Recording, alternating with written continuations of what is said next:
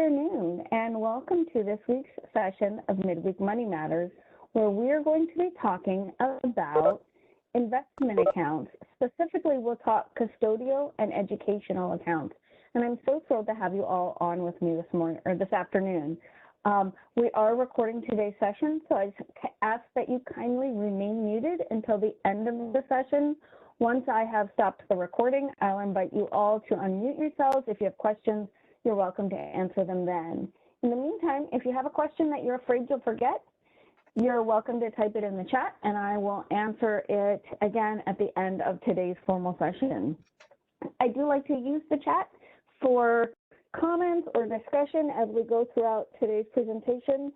We have a 30-minute window, so I tend to go pretty quickly because I want to make sure that I cover the material that we're looking to do without boring anyone. So without further ado, we're going to go ahead and get started. My name is Katrina Boyer. I'm the Investor Education Coordinator at the Department of Banking and Securities. And today, as I said, we're going to talk about educational savings accounts and custodial brokerage accounts, because often I hear from parents or from students whose parents gave them a monetary gift for Christmas and said, instead of buying presents, you need to go out and you need to make some investments. So I thought that that was sort of this really cool concept that we might want to cover in a session of Midweek Money Matters, because so often we don't realize that our minor children can start some of those habits now so that they're ready when the time comes and they get to hit the ground running. So today we're going to talk about several different types of accounts. Again, those educational and custodial accounts, and we'll break that down into several different types. We're going to talk about special considerations, things that we need to consider before we decide to open one account over another. We're going to talk about annual limits, because some of the accounts that we'll talk about have annual minimums that you may, or maximums that you may be able to invest. Also, there are some limits as far as what your income may be in order to deposit into certain accounts. And then we're going to talk about kind of where is that money coming from and what can we expect as far as growing that money. So first, we're going to cover educational savings accounts, because when we start to think about investing for our young people, that's probably one of the first things that we think about. And we hear a lot about the 529 or the PA 529 savings plan, but we don't hear a lot about the Coverdell education savings account. So I want to make sure that we kind of do a brief overview of the different types of accounts that are available. So the Coverdell educational savings account allows us to contribute just about $2,000 a year total. So if I have a grandchild and I want to open a Coverdell account for them, and their parents open another Coverdell account, and maybe another grandparent opens up a third, the total deposits per child can only equal $2,000 a year total. So it's important that we understand that, because we don't want to end up being penalized if we put too much money into different accounts so that it gets to over that $2,000 a year threshold. Now, the other thing with the Coverdell Education Savings Account we have to keep in mind is our modified adjusted gross income cannot exceed $95,000 to $110,000 per tax, per person. So if my income is $95,000 a year, then the amount that I'm able to deposit into that Coverdell account is going to be prorated, and it will be less. Once I hit that $110,000 adjusted gross income level, I won't be able to contribute at all to the Coverdell Education Savings Account. The deposits that we make into those accounts are not tax deductible, so that's something that we want to keep in mind. However, distributions are tax-free up to the cost of what the program considers a qualified education expense.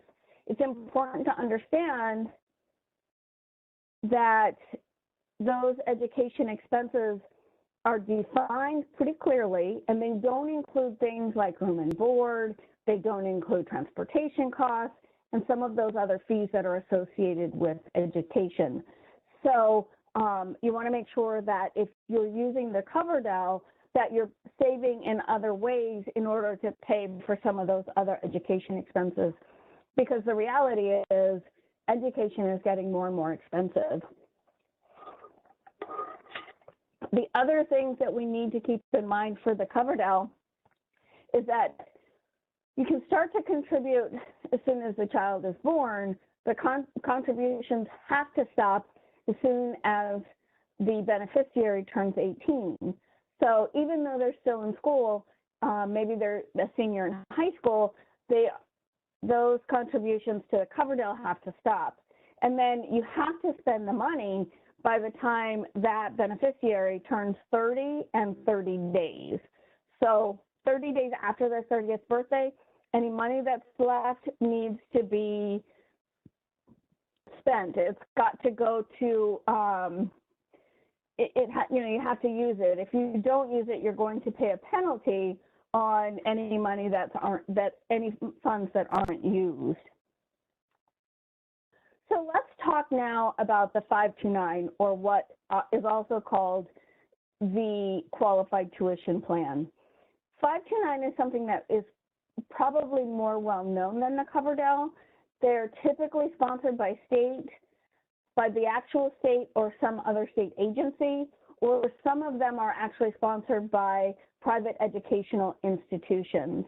They are tax advantaged, so it encourages savers, those who are depositing into those accounts, to actually save for future education costs.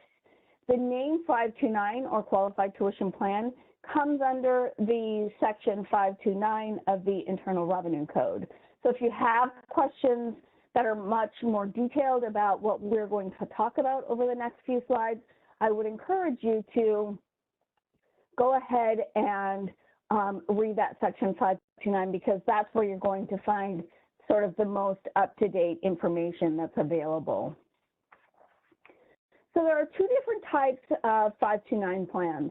The first one that we're going to talk about is the prepaid tuition plan. And basically, with a prepaid tuition plan, the saver or the account holder is able to purchase credit hours at a participating college, which is usually a state college.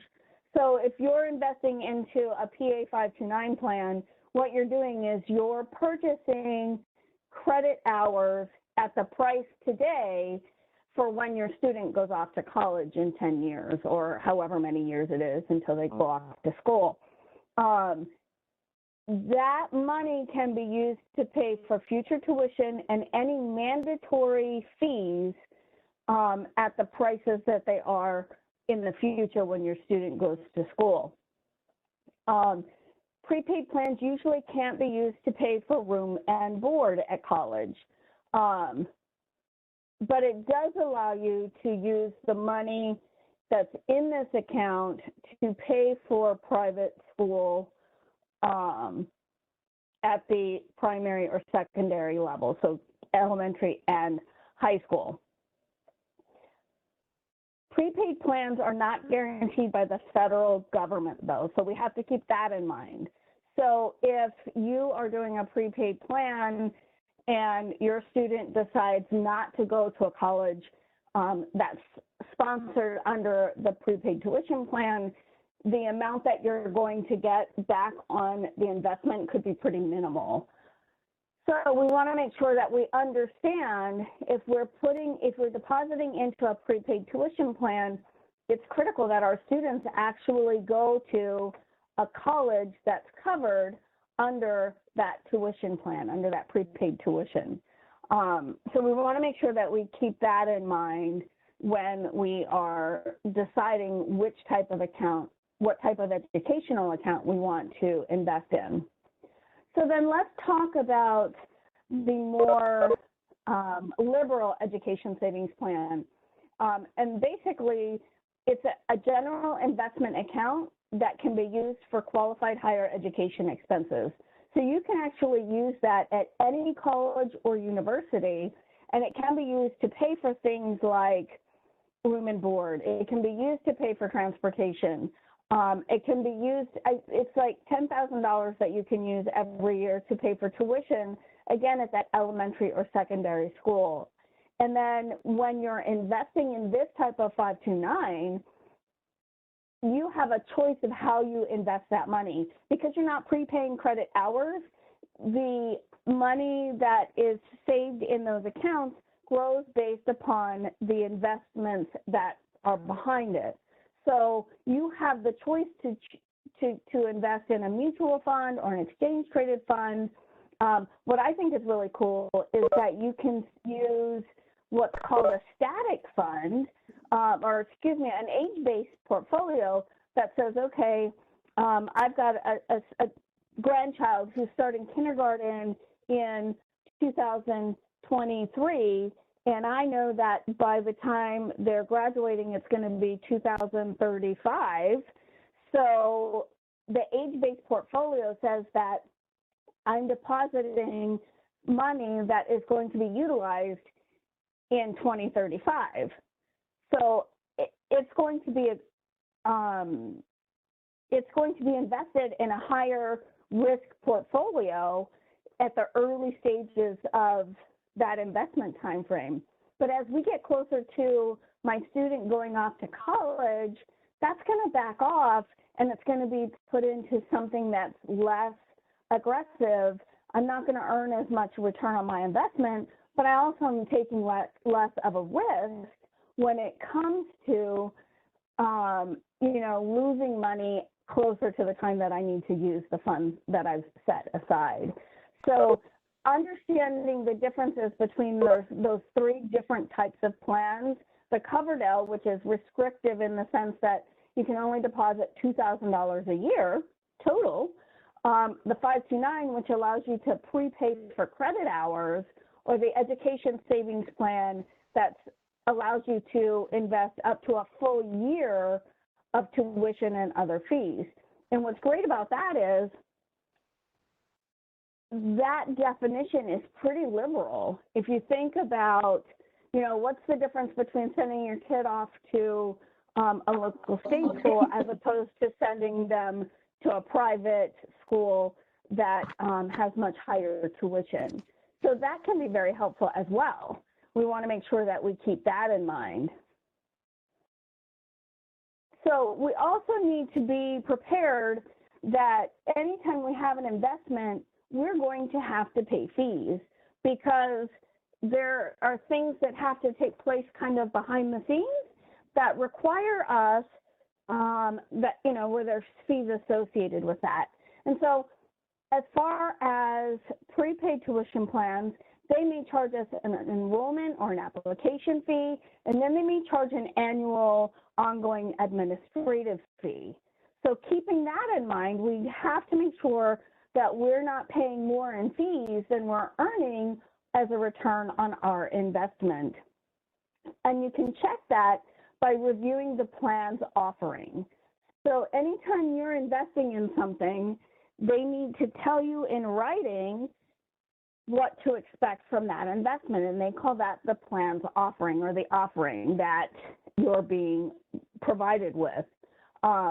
Educational savings plans may charge an enrollment or application fee. They're going to charge probably some annual account maintenance fees, some program management fees, and if you've hired an investment professional like a broker or an advisor, they're also going to be paid. So we have to be aware that these fees are going to be coming out of what we're investing.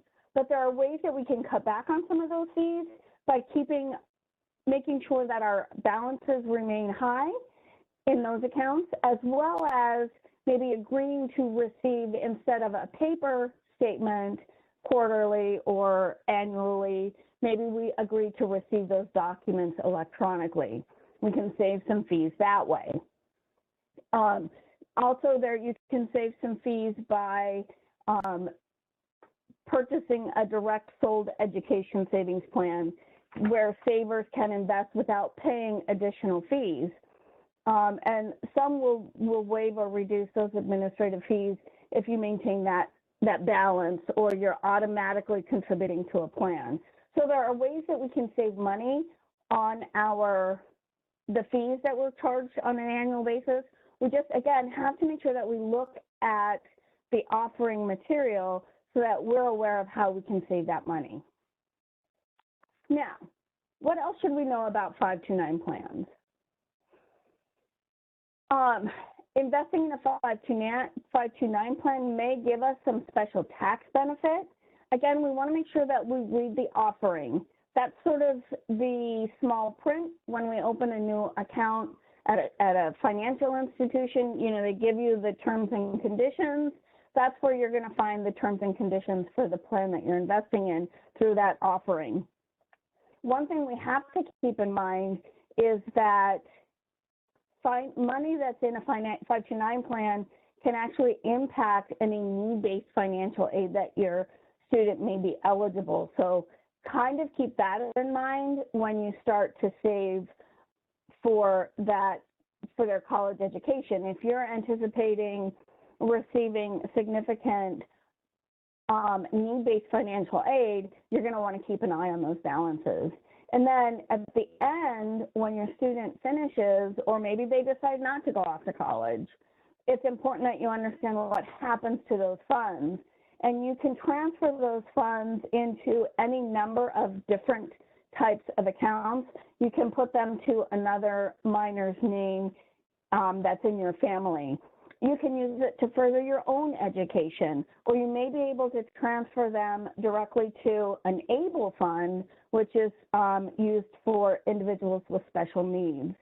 So making sure that you're not tucking away too much money so that you end up having a lot left over at the end of that education can be very helpful too, because otherwise what's going to happen is you're going to have to pay tax on that, but you're also going to have to pay a 10% penalty for any money that's not used. So we want to make sure that we plan carefully how much money we actually put into those accounts. So with that, I kind of want to sort of change directions and talk about those custodial accounts, because, you know, as I said at the beginning, I've talked to students who have, you know, $3,000 or $4,000 worth of stock because mom and dad gave them $500 at Christmas and said, you have to invest this. And it gives those students the opportunity to really start to think about how their spending now can impact their future financial outlook. I know my parents, when I first started working, my parents didn't teach me any of those things, and I spent most of my paychecks on new clothes. Well, if I would have spent half of the money on new clothes and the other half invested, I certainly would be in a much different financial scenario than I am now. Maybe I wouldn't have to be trying to make up for some of that time when I didn't invest in my retirement or my future. So let's talk about how we can, where the money comes from that we maybe are going to encourage our students to start to invest. But before I go on, in the chat box, why don't you tell me if you have minors that you're thinking about, or maybe you've already set up with a custodial account so they can start making some of those, taking some of those learning lessons. Just let me know in the chat if you've done something like that. But we'll go on. If you maybe have a student that you're going to give a gift to, maybe you want them to invest that money that you've given them, or maybe they have a paycheck because they've started to work. Money from gifts or paychecks can be invested into custodial accounts for minors, and it's actually pretty simple and can be done in just about 15 minutes online. But when you start to do that, keep in mind that the account is going to have to be in your and the minor's name. That's really important that we understand, because the minor, because they're under legal age, they can't have their own, they can't have their own account with only their name. So when you open that account, thank you so much for that. Someone says they had 529 for their kids and they have a custodial account for their grandchild. I think that's fantastic. It's a great way to really start teaching our kids and our grandkids about how to make those investments. Once your minor becomes of age, whether that's 18 or 21, depending on the state that you live in or the minor lives in, the account automatically takes the adult's name off, and it is strictly in the minor's name, who's now a majority. So the other thing we have to keep in mind is that we're going to have to provide personal identifying information for you and the minor when you start to open that account. So when they start to ask questions that you may not be comfortable with, please make sure that you realize that because the account is in both of your name, the investment company is required, the firm that you're opening the account with is required to maintain that information about you and the minor. So a custodial account in general can include a more general investing account that's not tied to employment. So it can be a wealth building account, or it can actually be a Roth or a traditional individual retirement account. In order to do Roth or traditional IRA, your minor student has to have a job, and all of the account deposits, the rules that apply to that are in place. So the maximum that you can deposit in any year is something like $6,000 a year. So those things are going to stick in place. But this is a really great way for kids, minors, to see how their funds can grow. Maybe encourage them to research one or two different stocks that they want to invest in before you open the account, and let them make that purchase so they can see how the ebb and flow of the market impacts the value of those stocks. And then you can also have them invest in mutual funds or exchange traded funds in addition to that. But again, having them choose that one or two stocks can really help them to see that growth. And in my dealings with high school students over the years, I can tell you that they love to tell me about the one or two stocks that they've purchased and how much they've grown and how they reacted to changes in the market. It's kind of cool to see those high school students being excited about that.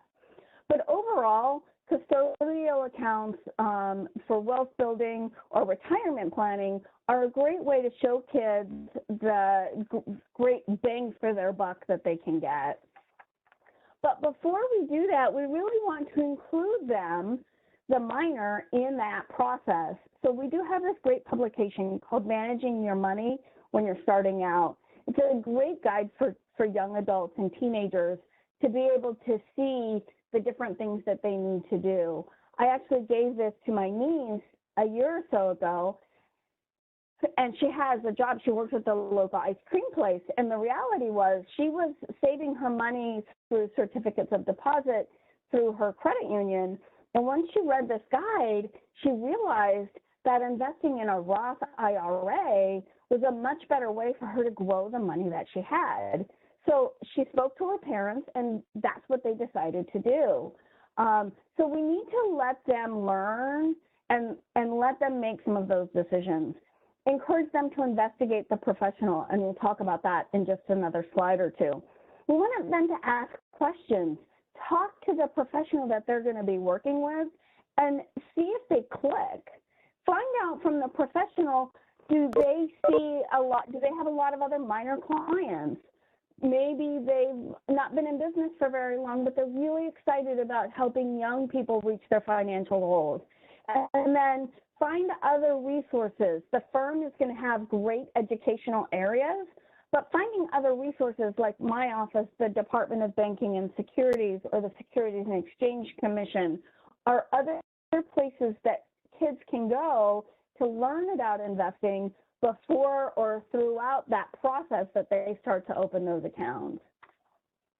So we always want to investigate the broker or the firm that we're using. You can do that by going to brokercheck.finra.org, and you just plug in the name of the person or the firm, and it will give you their history. It will tell you how long they've been in business. It will tell you if they've had actions or complaints taken against them. It's a great way to feel comfortable with the professional that you're working with, and I think it's a really great tool.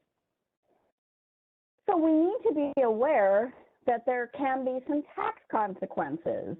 If you have a minor who has an account, it's important that you understand that there can be tax consequence to the parent or the person who helps them open the account.